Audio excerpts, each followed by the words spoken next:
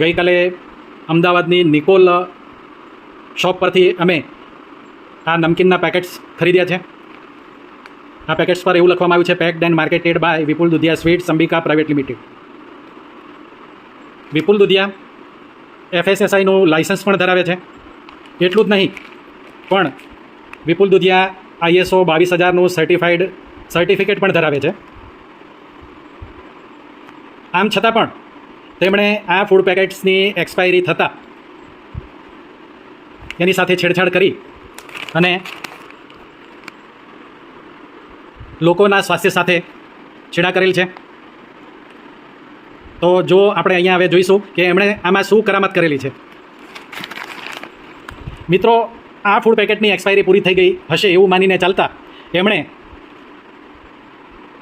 આ નકલી સ્ટીકર ઉપર વજન તો બરાબર લખ્યું હશે, પણ MRP ₹50